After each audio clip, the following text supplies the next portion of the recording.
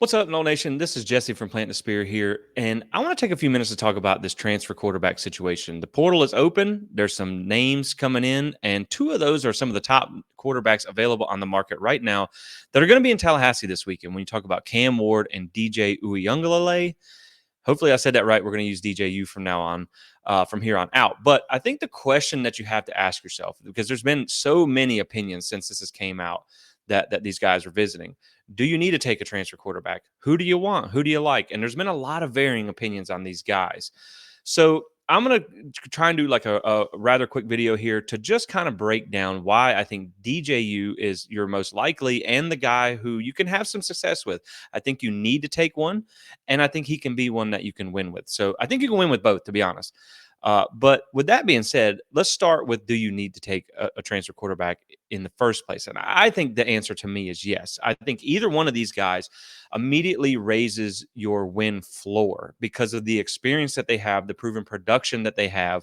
I think those guys will raise your floor. And as a football coach, as Mike Norvell, again, you want to put your team in the best chance to win. And if that means getting a day one ready-made starter at the quarterback position, you have to take that guy. That's just, I mean, whether or not it hurts somebody's feelings, you have to put your team in the best position to win. And that's what makes things so interesting about the portal. You can change a team's outlook and trajectory overnight, either by losing or gaining someone from the portal. So I think if you have a chance to take someone who is maybe better than what you got, you have to take them. And again, this is not a knock on Tate Rodemaker. I like Tate. He played high school in a tough, region at Valdosta in Georgia. He's a coach's kid. He's been in the program for a long time. My biggest concern with Tate is he only has about 350 snaps of experience, a little shy of that. So he doesn't have a lot of experience. And even despite being a 4-year guy, when he came into that Florida game, and I understand that was a really tough situation to ask him to come into, on the road, rivalry game, a little bit of rain, 90,000 people screaming at you. I understand that was a tough situation, but Florida's defense was not good. And he only threw for 134 yards in that game. Not quite the performance I expected. You had some procedure penalties and things like that. He just didn't look comfortable in the offense. Even when you think back to the Louisville game, he only threw for 109 yards. Now, yes, he led us to victory on the road in an ACC game. And of course, we campaigned for him to get us into the playoffs. So this isn't a trash Tate episode. But this is also where you look at that a lot of that success that he had in that game came from the fact that Johnny Wilson is 6'7", and they had him in single coverage, and they didn't offer any safety help for a majority of the game. So he just made the throws. He made some great throws, and he has done that throughout his career. But I just think that I don't know that Tate was ever brought in to be your bona fide starter on a team that has, say, trying to win the ACC or try to make the ACC championship. So make the 12-team playoffs. So I think this is the situation where the first answer is yes, you need to take one. And another reason I want people to think about too is the future of your quarterback position between Brock Glenn and Luke Kromenhoek. They're here. Like, Glenn's on the roster, Kromenhoek will be here in less than a week. So let's just say hypothetically that Brock Glenn beats out Tate Rodemaker. Well, you can't roll into the season with only two quarterbacks and one of them being a true freshman. So you would have to take somebody for depth regardless. And at that point, if you're going to have to take a quarterback, you might as well get the best option you can get in the portal, a guy that can be a day one starter for you. And you know what? Let the best man win the job. If Tate wins, great. If Tate loses and decides to transfer out, so be it. That's part of roster attrition in football. And so that is another reason why I think DJU is a good option here, because he's more of that bridge guy. I don't think the staff wants a long-term transfer because they know the future of this quarterback position is already on the roster in the two young guys we talked about. And, Cam Ward would have multiple years if he didn't take it on down the road to the NFL. But I think that's another reason why DJU is a good fit here. Now, let's talk a little bit about the things that I like about DJU and why I think he can win for you here. And let me first say that I'm not trying to nominate DJU for the Heisman. I'm not trying to say he's better than Jordan Travis when we talk about some comparisons here. I'm not even trying to say he's better than Cam Ward. I'm just giving you the case why I think Florida State can win with DJU at quarterback, because a lot of people really have mixed feelings about him. So the first thing I like, obviously, is he has experience playing in the conference that you play in the ACC. Think about their last season with him at quarterback. Now, yes, of course, he did get benched for Cade Klubnik on a couple of occasions, but they still went 11-3, undefeated in the ACC, and won the ACC championship. So if you're looking at a quarterback, now of course he didn't win the games by himself, but if you're looking at a quarterback that has been on a team that can win you 10 or 11 games, which they would have winning the ACC, that would have got them into the 12-team playoff. So I do like that. And then I also want to touch on something too when you talk about his time at Clemson, because a lot of people base things off of that. So the problem that I have with during his time at Clemson, where a lot of people bring this back up, is he had some accuracy issues there. He had some turnover issues. Let's not beat around the bush. He did. He had a 9 touchdown, 10 interception season 3 years ago. That's not great. So like there were some issues there, but he's gotten better. And then he had a good season at Oregon State. And if you think back to when he left Clemson, he criticized that offense openly. He said that the offense was kind of bland and they didn't use him the way that they should have. And so the funny thing was about that, Dabo actually agreed with him. And then they made a change at offensive coordinator. Now, when you look at Clemson's offense since DJ left, he went and had a good season at Oregon State. And then you look at what Clemson's offense did this year, it was not great. So it really doesn't look like DJ was the problem. Now, on top of that, think back to Clemson and what has been really their one knock the last few years of why they haven't competed at the same championship level. A lot of that's been they don't have the same dynamic, game-changing guys at wide receiver. That was the case in 2022, the last year DJU was there as well. So, again, I mean, he had kind of an underachieving receiving core in an offense that didn't use him correctly. That wasn't necessarily a good setup for success. So I also like that he does have experience in some big game situations. Now, one of the big things about DJU is he's going to have to play better in those big game situations because, the Oregon game didn't treat him too well this year at Oregon State. But again, I mean, you were in a severely overmatched game there as well when you just talk about from a talent perspective. But I like that he has that as well. Now, is he perfect? No, of course not. He has some mechanics issues. A lot of people talk about he has a really long, slow release. His footwork isn't great. But here's the thing. At the end of the day, most of you guys know I'm big on stats and numbers. Personally, I don't care if you throw it underhand as long as you get it there. As long as you produce the numbers on the field, it doesn't really matter to me with how you do it. So that is just kind of how I feel on that. And I also think that if you were to give him some time with Mike Norvell and Tony Tokars, I mean, look at how they developed Jordan Travis, a guy who was ready to give up the quarterback position and transfer over to wide receiver. And then he finished 5th in the Heisman voting, even though he missed the last game and a half of the season. So, or really with the conference championship game. But I think that they could polish DJ up enough to make him a serviceable quarterback in this offense. And so I also like that he has shown the ability to adapt to a new offense rather quickly because he picked it up at Oregon State and had a good season there.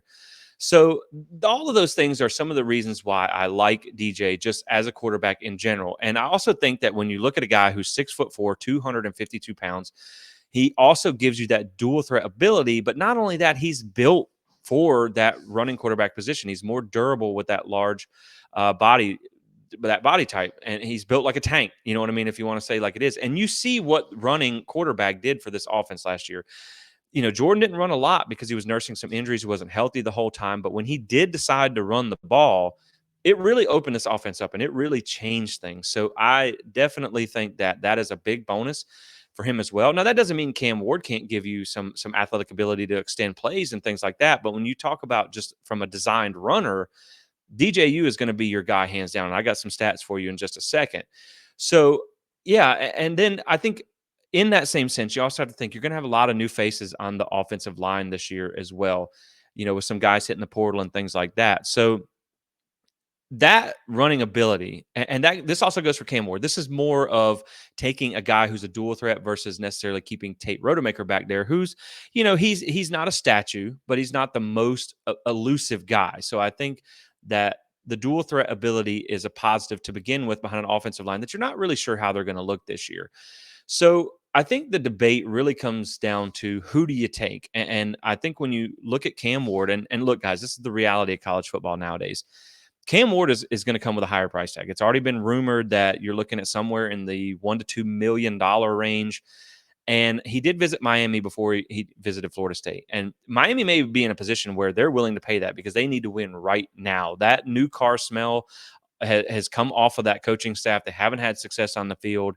And so they may be in a little bit more of a desperate situation to win right away. And So they may be willing to pay that. Now, I think at the end of the day, when you look at production compared to also value, and again, this is the nature of the game nowadays.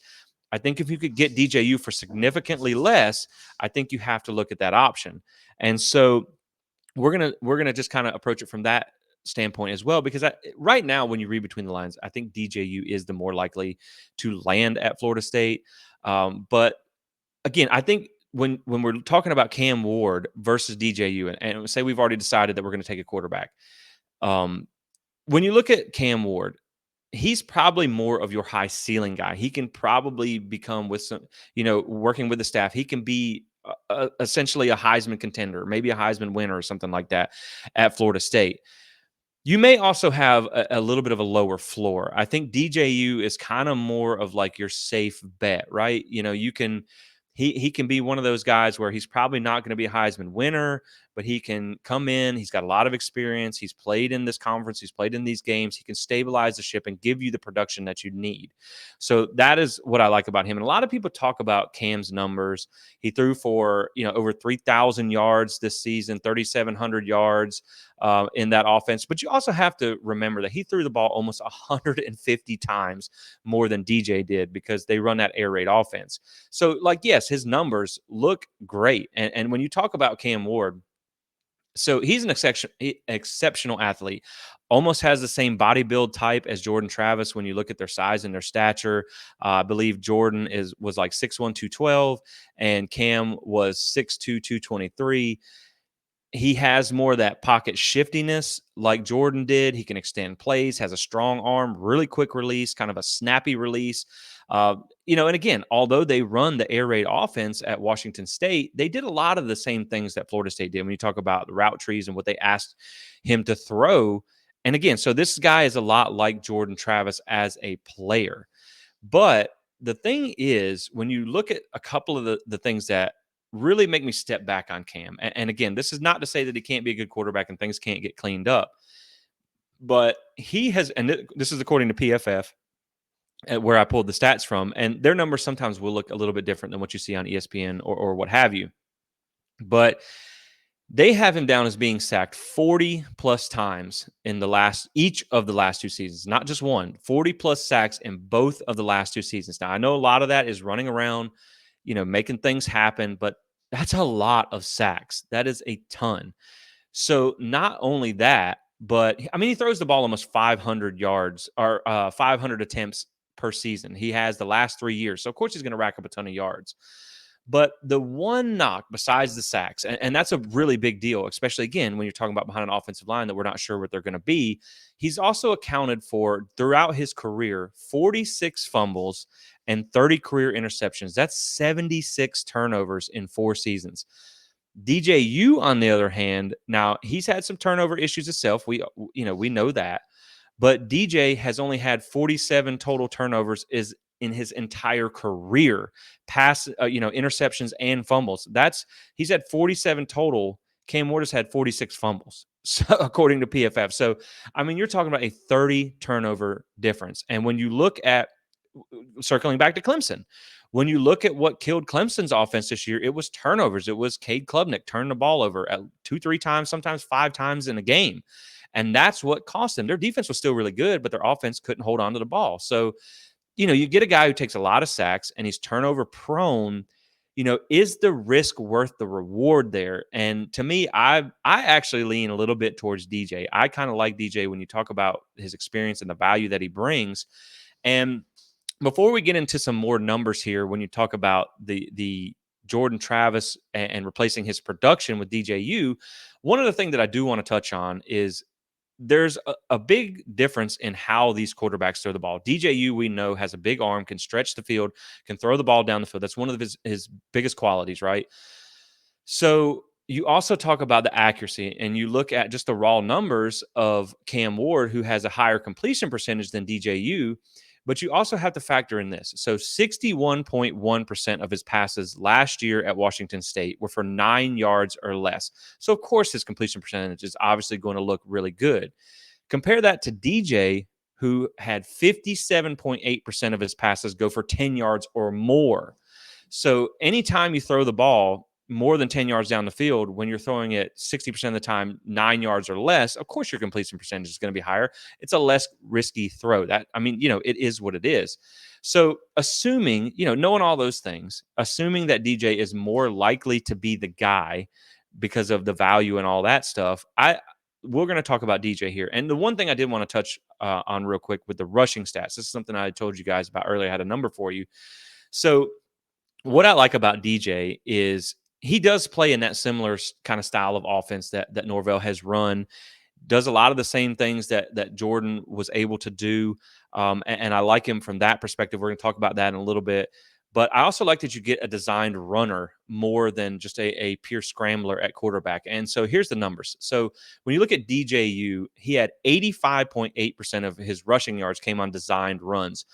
On the other hand, Cam Ward, 71.4% of his came on scrambles. So he's more of a scrambling guy. And, when you look at DJU, just being 6'4", 252 pounds, he's harder to bring down. Like, he doesn't have that shifty elusiveness like Cam Ward and Jordan Travis did. But again, I mean, he's just so hard to bring down. I like that you can run quarterback power with him. You can run RPO stuff with him, and he's built to take those shots. He can run the ball. He's not afraid of contact. And so that is something that I do like when you're talking about just Cam versus DJ.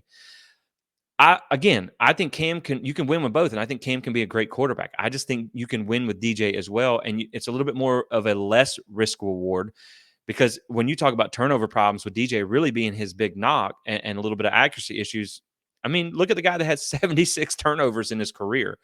So, and I did look, his fumbles, according to PFF, were 14 this year, 9 last year, 14 the year before, and 9 before that. So it's been over 9 fumbles every single season that he's had. That stretches back to Incarnate Word. So the reason now that we're thinking we're going to get DJU, so I want to look at why I think DJU can be the guy to have success for Florida State. And the reason that is because, again, I go back to numbers. I go back to production, because that's really all that matters. I don't care if you granny toss the ball down the field. As long as you put up yards and points, it doesn't really make a difference how you get it there, in my personal opinion. Now, we talked about how Mark Norvell can really adapt his offenses to his players' strength. But it's almost like when you bring in DJ, it's almost like you're copy and pasting that production from 2023 that he had with Jordan Travis. And the reason I think that's important is the production that you got from Jordan Travis kind of set the blueprint for success. It got you to 13-0. It got you, of course, he didn't play all 13 games, but it got you there. You were scoring 40 points a game, before he got injured. You won an ACC championship. You put yourself in the championship conversation. So, the old saying, if it ain't broke, don't fix it. So if you can bring in a guy that can just replace that production, I think you feel like you could win some games. You could win 10 games. You could get yourself back in the ACC championship conversation, depending on who else you add in the portal. You could put yourself in the conversation, when you talk about the 12-team playoff. And so now what I want to do is talk about a comparison between what he has done and what Jordan Travis has done, because I think Jordan Travis, again, was the blueprint for success with Mike Norvell. So let's talk about what they have done throughout this last season. And before, a lot of people have said that, okay, well, DJU got an extra game and a half or whatever the case may be. When you look at the total attempts, that's all that really matters, because it does make it a fair comparison. And you'll see in just a minute, but they had almost the total touches for the season in 2023 was DJU 369, Jordan Travis 371. So it's a valid comparison. So let's first look at some numbers here. When you talk about DJU versus Jordan Travis, and again, this is not an argument to say that he's a better quarterback. It's just showing you that simply, if all you're trying to do is replace the production that got you to 13-0, and in this conversation got you back to having success on the field, this is what we're trying to do. And so we're going to look at the numbers here, because I'm telling you, when I started comparing these, if you took the names off the stats and you ignored that it was DJU and what people, the bad memories that they had at Clemson or whatnot, and by the way, he had a really good game against you in Doak Campbell the last time you guys played. So if you just take the names off the top, if I hadn't put the players on the graphic, you would look at these numbers and you would say, well, these guys are pretty much even. And the deeper we get into the numbers, they don't change a whole lot. So let's just run through some of these. So the measurables, obviously, like we talked about, 6'4", 252 versus 6'1", 212. A little just more for durability reasons than anything. Your snaps of experience, 2,609 for DJU, which was right close to what Jordan had. And keep in mind, like I said, Tate had less than 350. Power 5 starts, DJU gets the edge here, 39 to 38 over Jordan. So, but either way, that's a negligible difference. Tate has one. And so that is the big difference there when you talk about just bringing in a guy, period. This is the experience that you want to stabilize the ship for 1 year while you get those young guys, the future at the position, ready. And this is why I talk about this is the fair comparison here. Jordan has 325 attempts and DJU has 314. Passing yards relatively close here, 2755 to 2621. And if you add 11, now this isn't perfect math, but if you add 11 attempts times 8.3 yards per attempt, it comes out to, I think, 2721 or 2712. So you're within 50 yards. Now, the number you're going to see pop up here throughout our slides is the adjusted completion percentage, and that accounts for drops and throwaways. That is a PFF stat. I'm not sure if it's exclusive to them or not, but I like that stat because drops and throwaways aren't necessarily on the quarterback. So I like to look at these numbers as well. So your completion percentage for him is at 66.9, and Jordan's is at 72.2. And I will be honest, guys, PFF didn't give us as many drops as we had throughout the season, so that number might be a little bit better. But your yards per attempt, 8.5 for Jordan Travis, 8.3 for DJU. So, I mean, dead even there pretty much. Touchdowns, 21 DJU, 20 for J Trav. Interceptions, this is the biggest issue that in the difference between what you're trying to get out of DJU to what you had with Jordan Travis is you get a quarterback that has a little bit bigger of an arm, can stretch the ball down the field. But Jordan Travis, what made him so special was that he was very productive while also being very safe with the ball. Not a whole lot of interceptions, and you'll see this in some more numbers that we have coming up. So when you look at a little bit more advanced stats here, your average depth of target, 11.1 to 10 in favor of DJU throwing a little bit farther down the field, but only by 1.1 yards. So these numbers are almost even. You see big time throw rate here. That think of that as dropping it in the bucket down the field. That's usually the farther down the field, the better the throw, the higher the number that's going to be. So these are basically your deep passes. A little bit higher number here for DJU, 6.8 to 5.2. Turnover worthy play rate, exactly what it sounds like. You're within a 0.5% difference here. PFF grade, edge goes to Jordan, not by a whole lot. And the QBR really does echo what I'm trying to say here. DJU was at 80.8, which was 12th in the country, and J Trav was at 79.6, which is 13th. Your pressure to sack ratio, which is how many times the defense got pressured that it turned into a sack. DJU was a little higher at Clemson, I will admit, but last year was really good for him. 8.8% only the amount of the times that they got pressure that turned into a sack. Jordan was at 13.7. And so the numbers are really good. Again, this is a guy that's just hard to bring down. And in case you were curious, Cam Ward's pressure to sack ratio is 25.1%. His big time throw rate is 4.6%, and his turnover worthy play rate is 3.4%. So all those numbers aren't quite as good as what you're seeing here between Jordan Travis and DJU. Now, of course, you got to consider who they did it against. And Jordan did play a little bit tougher slate, 2 Power 5, top 25 defenses, whereas DJU only played 1 from the group of 5 this year. But he did play 2 Power 5, top 25 scoring defenses compared to 3 for Jordan Travis. Now, looking at your depth, because this is what your passing depth, this is what DJ really excels at. And these are deep throws of 20 yards or more. And the one number I want to point out as we go through these slides that I want you to remember is just the percentage of these passes, because when you see how often Jordan threw the ball, and the way this is broke down is short, mid, and long, you have 20 plus, 10 to 19, and 0 to 9. When you break these percentages down, they're almost identical. So DJ is used to making the types of throws, the depth of throws that Florida State had asked Jordan to make as well. So 18.2% for DJU, 17.8 for Jordan Travis. His DJU's adjusted completion percentage was actually a little bit higher at 47.4 compared to 36.2. Big time throw rate a little bit higher as well, 29.7 to 29.3. Again, this is where Jordan excels with that turnover worthy play rate, 0.0%. And DJU was at 6.3. So your total passing yards, he had a little bit more. Of course, he threw the ball downfield a little bit more as well. Interceptions was 3-0. So again, DJU has a little bit bigger arm. Jordan Travis was just more efficient and safer with the ball. Now, when you talk about your mid-range passing, this again, these two top numbers here are almost identical. 26.5% for Jordan Travis, 29.6 for DJU. Your adjusted completion percentage, I mean, look at how close these numbers are, guys. 59.3 for Jordan, 58.1 for DJU. Big time throw rate, just 1 decimal point lower for DJU at 2.1 versus 2.2. And turnover worthy play rate was actually lower than Jordan Travis's, 5.3% to 5.4%. And again, now Jordan really excelled in this 10 to 19 yard range, 10 touchdowns, 1 interception compared to 5 touchdowns, 4 interceptions for DJU. But again, you would hope that maybe you can get some things cleaned up with working with Tokars and Norvell. And also, you also have to think Jordan Travis had a better receiver set more than likely than DJU. I'm not really up to speed on Oregon State's star players around DJU, but I feel like Florida State had a better supporting cast as well. So that is something to keep in mind when you make this comparison. Now, when you look at the short passing, so again, really close on the numbers, 0 to 9 yards. DJU threw it 34.1% of the time, 0 to 9 yards. Jay Travis, 31.7. Adjusted completion percentage, again, Jordan Travis with a little edge here by about 6%. Passing yards, 832 to 784 in favor of Jordan. But, you look at your touchdowns here.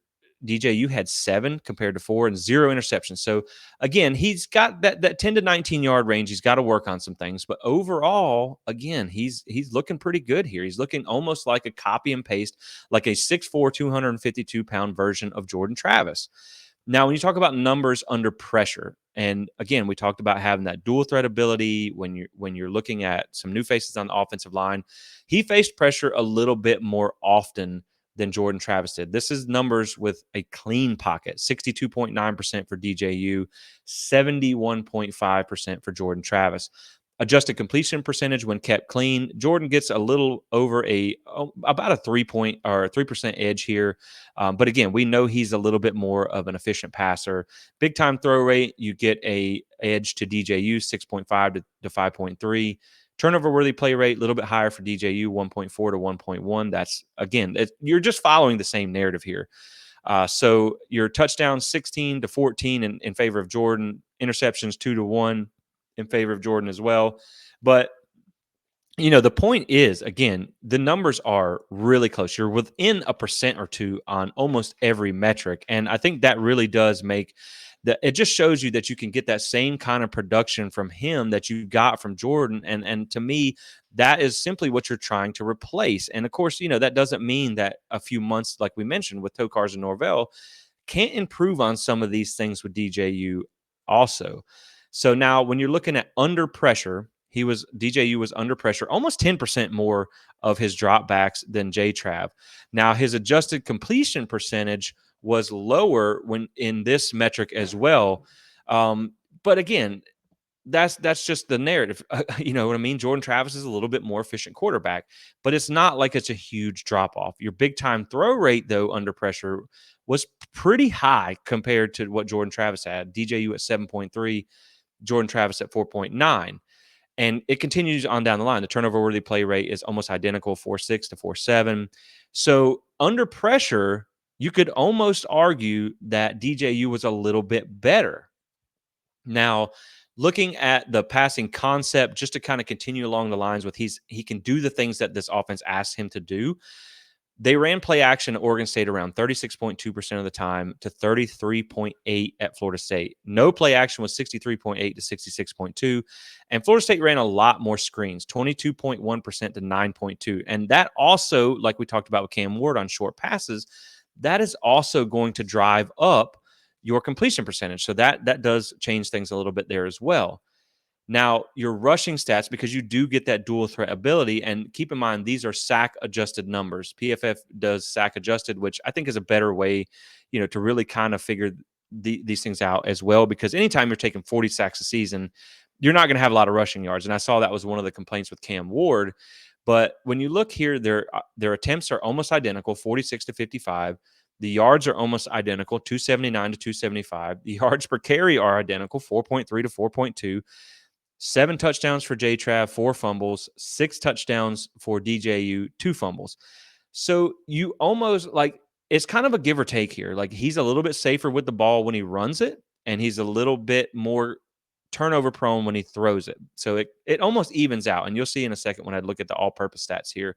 But these are both good, talented running quarterbacks. And I think that you can get what you need as far as the dual threat ability from DJU. Now, if you talk about from Cam Ward's perspective, just to share some numbers on him on his rushing stats, he had 47 attempts this season, 384 yards on the ground, 4.6 yards per attempt, 8 touchdowns, 14 fumbles. So again, those sack adjusted numbers really bring that rushing total down, and the fumbles are just an issue there. So now, lastly, looking at all-purpose yards, and this is why, or all-purpose stats, that's why I say that he could be a good answer for you, because this is the fair comparison. 369 attempts on the season to 371, 2,896 yards for DJU, 3,034 for Jordan, 27 touchdowns on the nose for both players. And in the end, when you talk about fumbles and interceptions, because it all counts as a turnover, he only had 3 more turnovers than Jordan. And we thought of Jordan as a very safe quarterback with the ball. So at the end of the day, guys, I know that's a lot of numbers. That's a lot of just reading stats to you guys and things like that. But I just really wanted to make a case and show you why, if you have your roadmap to success with Jordan Travis, getting you to the success that you had, this championship level success that you had this year, and you can bring in a guy that has shown he can replace that production. Now, I understand the ACC probably has a little bit tougher defenses. We talked about the numbers that they faced, but he's played in the ACC before. So again, you would get an experienced guy who has put up similar production, and he's not, knock on wood, been injury prone, and he has the size and the experience. I think he's going to be, first off, he's going to be an upgrade from what you have right now just for 2024, because that's really right now, that's all you're worried about. You're not worried about 25 and all that stuff. Like I said, the future of the quarterback position is already on the roster. You just want to copy and paste that production over. And of course, again, you have to surround him with some good pieces. But if you can do that, you feel like you can be in contention to win the ACC championship and to make the 12-team playoff. So I think that's what DJU can give you, especially with a few months of good coaching by guys that we feel like have done a good job developing quarterbacks and forming their offense around those guys. So, I get the argument for both. And I think Cam Ward is probably the closest thing you're going to get to Jordan Travis as an athlete in general. But when you look at the production from what DJ did in a very similar sample set, when you talk about the amount of touches that he had, keeping in mind that Cam Ward did throw the ball 150 more times, almost 150 more times than both DJU and Jordan Travis, I just feel like you can win with him. I feel like you can open up the dual threat ability. He can do the things that you ask him to do, and he has, I mean, again, 39 Power 5 stars. That you just can't replace that. You can coach up Tate all you want. He's still only going to have 1 Power 5 start when you come into the season. And when you talk about 2024, you get Georgia Tech and Ireland to start out with. You feel like if you manage your roster right in the offseason, you should be able to win that game. You get a bye week, you come home, you're probably going to have Memphis the week after. That's where I feel like they're going to be slotted at. So you get kind of 2 games that are very winnable to really kind of get things, gelled together with the new faces that you're going to bring in as well. So, and the one last thing I'll touch on before we get out of here is I think the other thing, when you talk about the pieces you're going to surround him with, when you're trying to sell to a transfer wide receiver or another transfer player, or even the players on your current roster that may be looking at whether they want to stay for 2024 or not, I don't mean this to diminish Tate Rodemaker as a player, but if you're outselling coming to play with a guy that has less than 350 snaps of experience, I don't think he's thrown for over, I think he threw for over 200 maybe in the North Alabama game, but not against an FBS defense. Never thrown for over 200 yards against a Power 5 defense, and only has 1 start versus a guy that has 2 years of proven production that has 39 starts at the Power 5 level. It's probably going to be a little bit easier of a sell to get guys in the boat because they want to come play with that proven production, especially when you're talking about at the transfer level where it could be their last year. So that's another aspect to think of too when you talk about just bringing in a guy purely for raising your talent floor, your win expectation floor, and who you can bring in around him. So I think that is a bump for bringing someone in general. But hopefully by the end of this video that you've seen that, one, I feel like Florida State can win with either quarterback. So if it is Cam Ward, hey, I'm happy about that too, because again, that's a very high ceiling guy, a guy that could be a Heisman contender at Florida State if you surround him with the right pieces. Man, it's just the sacks and the turnovers that really concern me there. And again, when you talk about the how many passes he threw that were less than 9 yards, of course, that's fine if that's what Florida State's going to ask him to do. But you also get a guy with DJ who's able to push the ball down the field and replace the production that you would hope with that Jordan got you to success. So at the end of the day, I think either one is going to be good for Florida State. But hopefully by the end of this video, you've at least been convinced that DJU is a guy who can be the answer for Florida State. He can get you to where you want to go. You're going to need another good year on defense. You're going to need to put some pieces around him. But at the same time, he's shown throughout his career that he can at least produce the same type of stats that you got from Jordan Travis, which got you to 13-0. So, in my opinion, I'll take either one, but I don't see any reason why they can't win with DJ. So, with that being said, guys, we're going to wrap it up here. Hopefully, this at least opened your mind a little bit about DJU, because right now it does seem like that's probably the most likely landing spot at Florida State. So, with that being said, guys, we're going to go ahead and wrap it up here. Go check out the video that we just dropped on early signing day and some other portal areas that we feel like might be of need. That is, of course, a big event happening within a week, early signing day. We also got another video coming out on what is strength of schedule anyway. We kind of go through some of the schedule things and just have an open discussion on what strength of schedule is. And of course, get with us on social media as well. Get in on the conversation. Let me know what you think in the comments. Do you think DJ used the guy? Do you think Florida State can win with them? Let me know. And with that being said, guys, we're going to wrap it up here. Thank you so much for tuning in. And as always, go Noles.